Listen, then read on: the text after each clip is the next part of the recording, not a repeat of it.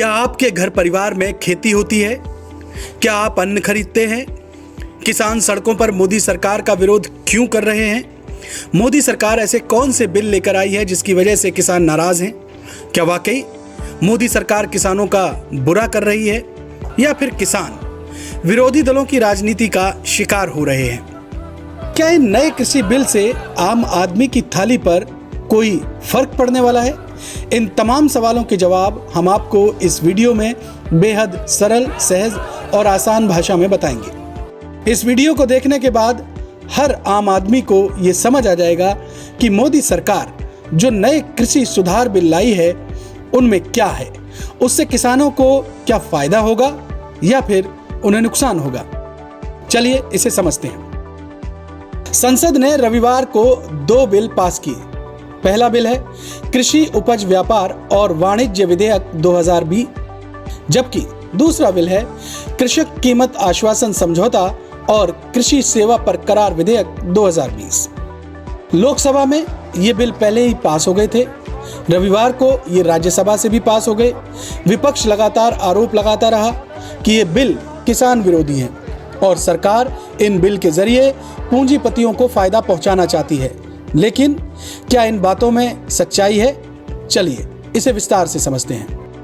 पहला बिल कृषक उपज व्यापार और वाणिज्य विधेयक 2020, इसे इंग्लिश में कहते हैं the farmers produce trade and commerce bill 2020। ये बिल क्या है, ये जानने से पहले ये समझिए कि अभी तक किसान किस तरह अपनी फसलों को बेचता है। किसान अपनी उपज को लेकर सरकारी मंडियों में जाता है, जिसे APMC यानी एग्रीकल्चरल प्रोड्यूस मार्केट कमेटी कहते हैं, जहां आड़तियों की दुकानों पर जाकर वो आड़तियों की मदद से व्यापारियों को अपनी फसल बेचता है। आड़ती किसान और व्यापारी दोनों से कमीशन लेता है। हर जिले में ये मंडियां होती हैं। हर जिले का किसान अपने अपने जिले की मंडियों में जाकर अपनी उपज को बेचता है। राज्य सरकार इन मंडियों से 6% टैक्स वसूलती है, जिसे वो सूबे के विकास कार्यों में खर्च करती हैं। इन सरकारी मंडियों से किसानों को बड़ा लाभ ये होता है कि किसानों को यहाँ से अपनी उपज का न्यूनतम समर्थन मूल्य मिल जाता है, जिसे सरकार तय करती है, यानी किसानों को नुकसान होने की संभावना कम रहती है।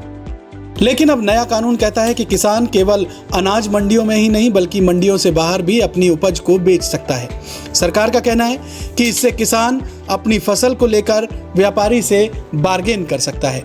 इसमें उसे किसी बिचौलिए को कोई कमीशन भी नहीं देना होगा। सरकार इसे प्राइस डिस्कवरी कह रही है। इस बिल में दूसरी बड़ी बात यह है कि किसान अपने जिले या राज्य की मंडी से लेकर देश के किसी भी हिस्से में जाकर अपनी उपज को बेच सकता है। सरकार इसे फ्री मार्केट या एक देश एक कृषि बाजार बता रही है। लेकिन किसान या विरोधी दल इसका विरोध क्यों कर रहे हैं, अब इसे समझिए।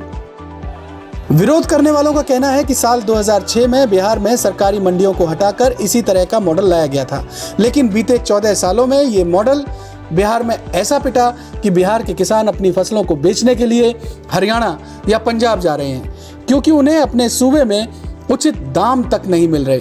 किसान MSP पर बेचने के लिए हरियाणा और पंजाब की मंडियों के चक्कर लगा रहे हैं। विरोधियों का कहना है कि फ्री मार्केट की सुविधाएं अगर बेहतर होती तो बिहार के किसान को पंजाब और हरियाणा फसलें जाकर बेचने की क्या जरूरत थी। इतना ही नहीं, नए बिल से राज्य सरकार को जो 6% टैक्स सरकारी मंडियों से मिलता था वो भी बंद हो जाएगा। बिल का विरोध करने वालों का यह भी कहना है कि इस तरीके से जो APMC यानी जो सरकारी मंडियां हैं या फिर जो न्यूनतम समर्थन मूल्य है वो धीरे धीरे खत्म हो जाएगा, क्योंकि बाहर किसानों को बेचने का एक बड़ा मार्केट मिल जाएगा। इससे आगे आने वाले समय में किसानों को बड़ा नुकसान हो सकता है। बिल विरोधियों का दूसरा तर्क यह है कि देश में अभी करीब 86% किसान ऐसे हैं जो लघु और सीमांत श्रेणी के हैं, यानी स्मॉल एंड मार्जिनल फार्मर्स हैं। लघु और सीमांत किसान उन्हें कहा जाता है जिनके पास 2 हेक्टेयर इससे कम भूमि होती है। 2 हेक्टेयर यानी करीब 12.5 बीघा या फिर करीब 5 एकड़ से थोड़ा कम। विरोधियों का कहना है कि देश में जब 86% किसानों के पास 12.5 बीघा से भी कम जमीन है तो क्या तो वो पैदावार करेंगे, कितनी फसल में अपना घर चलाएंगे और कितना अनाज बेचने मंडी में जाएंगे। क्या ऐसे किसान दूसरे राज्यों में फसलें बेच पाएंगे? क्या ऐसे किसान ई कॉमर्स यानी ऑनलाइन तरीके से अपनी फसलों को बेच पाएंगे? क्योंकि उनके पास तो ज़मीन ही इतनी नहीं है कि वो ज़्यादा पैदावार कर सकें।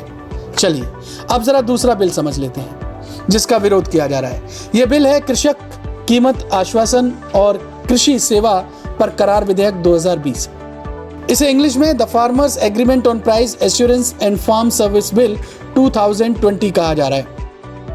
अभी तक किसान सबसे पहले फसल बोता है, जब फसल तैयार हो जाती है तो उसे वो अनाज मंडी यानी एपीएमसी में जाकर बेच देता है। लेकिन ये जरूरी नहीं है कि किसान की फसल तैयार ही हो। कई बार बाढ़, बारिश, ओले या फिर किसी प्राकृतिक आपदा से किसान की फसल खराब हो जाती है, जिससे किसानों को नुकसान होता है।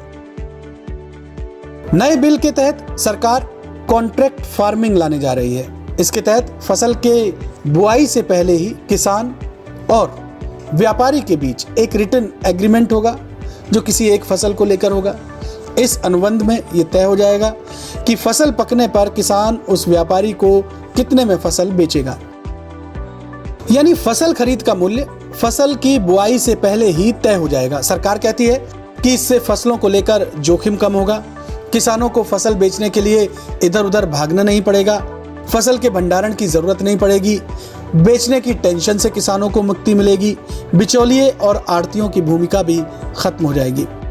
लेकिन इस बिल का विरोध भी हो रहा है। विरोधियों का कहना है कि अगर फसल बिक्री के समय मार्केट रेट एग्रीमेंट रेट से ज्यादा हुआ तो इससे किसानों को नुकसान होगा, और अगर मार्केट रेट एग्रीमेंट रेट से कम हुआ तो व्यापारी फसल खरीदने में आनाकानी कर सकता है, क्योंकि उस वक्त व्यापारी को किसान से खरीदने में नुकसान हो रहा होगा। लिहाजा वो उपज में कुछ ना कुछ कमी निकाल सकता है। वो कह सकता है कि फसल का साइज कम है, कलर ठीक नहीं है, यानी नुक्ताचीनी कर सकता है। ऐसे में अगर किसान की फसल को व्यापारी ने कुछ समय के लिए भी खरीदने में अटका दिया तो किसान फसल को कहाँ रखेगा? वो फसल बर्बाद होगी, वो सड़ेगी। ऐसे में सरकार कहती है कि वो इस तरह के मामले के लिए एसडीएम या फिर डीएम लेवल पर निपटाए जा सकते हैं, क्योंकि दोनों के बीच अनुबंध पहले ही हो चुका है और दोनों में से कोई मुकर नहीं सकता। लेकिन विरोधियों का कहना है कि व्यापारी तो एसडीएम या डीएम के चक्कर लगा सकते हैं, लेकिन क्या किसान इन कानूनी लड़ाइयों को लड़ पाएगा? ये बड़ा सवाल है। अब तीसरा बिल समझते हैं जिसे लेकर विरोध है, आवश्यक वस्तु संशोधन नियम 2020।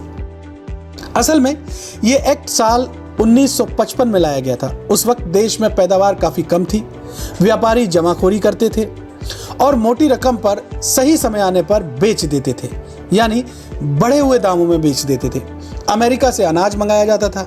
लिहाजा उस वक्त सरकार ने कई जरूरी वस्तुओं की जमाखोरी पर प्रतिबंध लगा दिया था, जिसमें आलू, प्याज, दाल, तिलहन, दलहन, खाद्य तेल, ऐसे करीब 20 से ज्यादा वस्तुएं शामिल थी। लेकिन अब सरकार कहती है कि हालात बदल चुके हैं, हमारा प्रोडक्शन बढ़ चुका है, हम अनाज के लिए अब विदेश पर आश्रित नहीं है। आलू, प्याज, दालें, अनाज, खाद्य तेल ये सब बहुतायत में होता है, लिहाजा अब इस कानून की जरूरत नहीं है। यानी सरकार इन्हें इसेंशियल कमोडिटीज एक्ट में नहीं रखना चाहती। सरकार का कहना है कि केवल युद्ध और आपदा जैसी स्थिति में ही ये एक्ट लागू होगा, यानी अब व्यापारी जितना चाहेगा वो अपने पास स्टॉक रख सकता है। सरकार का मानना है कि इससे किसानों की फसलें नष्ट नहीं होंगी, किसानों को कोल्ड स्टोरेज में निवेश नहीं करना पड़ेगा, बड़ी कंपनियां फसलों पर निवेश करेंगी।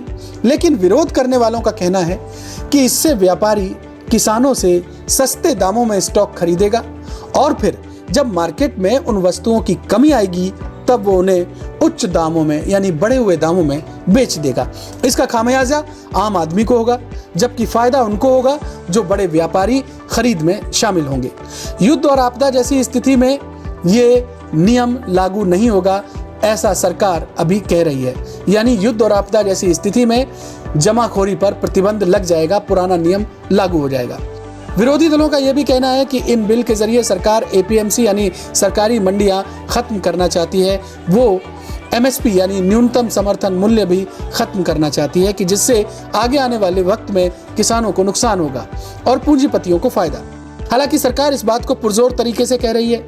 ये बात प्रधानमंत्री नरेंद्र मोदी भी कह चुके हैं कि सरकार ना तो एपीएमसी हटाएगी ना एमएसपी, लेकिन विरोधी टस से मस नहीं हो रहे। किसानों को समझ नहीं आ रहा, उन्हें लग रहा है कि सरकार आने वाले वक्त में उन्हें मुश्किल में न डाल दे। यही वजह है कि पंजाब, हरियाणा, महाराष्ट्र के किसान सड़कों पर हैं। वो इस बिल का विरोध कर रहे हैं। उन्हें लग रहा है कि ये बिल आगे आने वाले वक्त में उनके लिए मुश्किलें खड़ी कर सकता है, जबकि केंद्र की नरेंद्र मोदी सरकार ये कह रही है कि ये बिल उनकी भलाई के लिए, उनकी बेहतरी के लिए है, उनकी उन्नति के लिए है। और सरकार जो ये लगातार कहती आई है कि 2022 तक वो किसानों की आय को दोगुना करना चाहते हैं, तो उसी राह में चलते हुए ये एक कदम सरकार ने उठाया है। ये सरकार का अपना से है। बहरहाल, आप इस पूरी रिपोर्ट को देखने के बाद क्या समझे हैं? क्या ये बिल वाकई किसान विरोधी है? क्या इससे हमारी और आपकी थाली पर भी असर पड़ेगा? इसे लेकर आप कमेंट जरूर करें, अपनी राय जरूर लिखें। इस जानकारी को ज़्यादा से ज़्यादा शेयर करें, हमारे वीडियो को लाइक करें, हमारे चैनल को सब्सक्राइब करें।